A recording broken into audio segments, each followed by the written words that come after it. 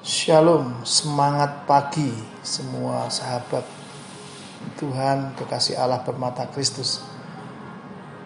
Pada pagi hari ini kita akan membuang segala kejahatan agar ibadah kita tidak menjadi ibadah yang jahat di hadapan Tuhan.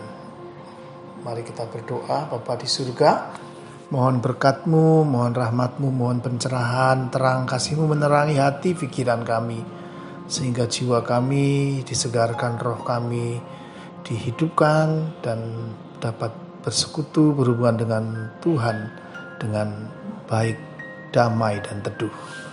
Berkatilah firman Tuhan renungan pada saat ini supaya menjadi berkat. Di dalam nama Yesus kami berdoa, haleluya, amin.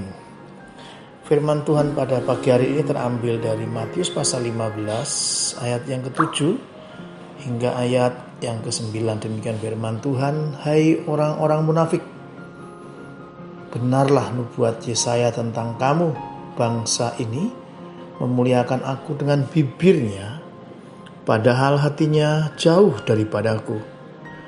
Percuma mereka beribadah kepada aku, sedangkan ajaran yang mereka ajarkan ialah perintah manusia. Orang munafik adalah orang yang tampak baik di luar, tampak beribadah, namun hatinya jahat. Hatinya penuh dengan kebencian, dengan tipu daya, menipu, memanipulasi banyak orang.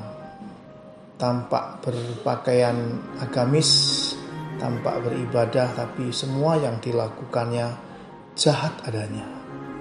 Ada kebencian, ada amarah, ada fitnah, ada caci maki, dan itu berlaku bagi mungkin komunal, bagi kelompok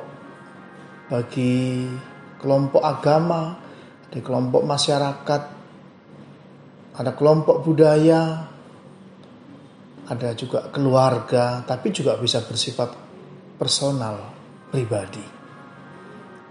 Yang bisa mengamati dan bisa melihat adalah setiap orang bisa melihat dari buahnya lah kau melihat pohon itu.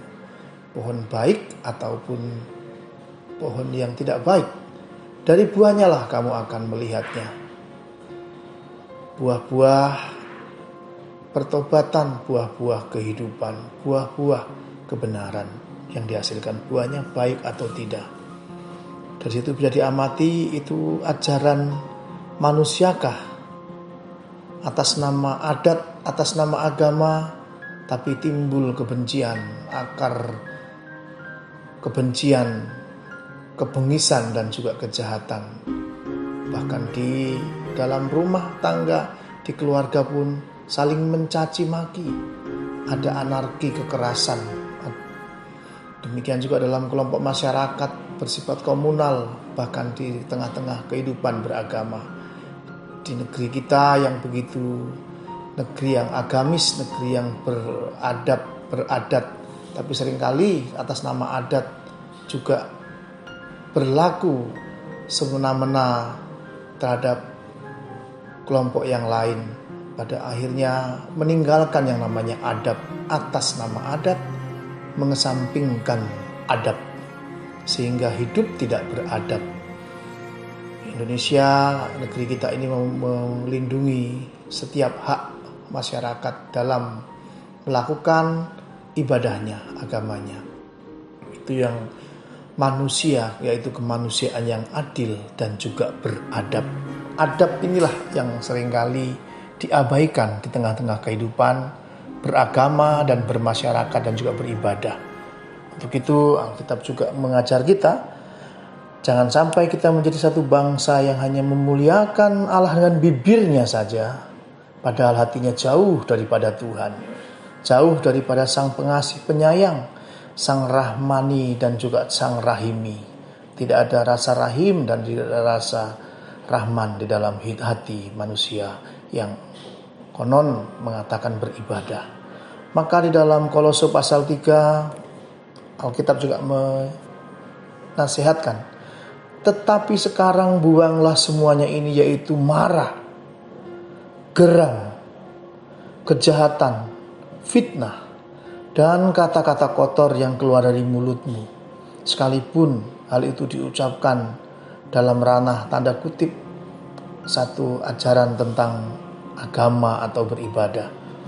Alkitab menarasikan ibadah yang baik adalah ibadah yang tidak disertai dengan amarah, geram, kejahatan, fitnah, dan kata-kata kotor yang keluar dari mulut. Mulut ini hanya boleh mengeluarkan yang memuliakan Tuhan, menyejukkan, memuji, menyembah Tuhan, mengagungkan Tuhan.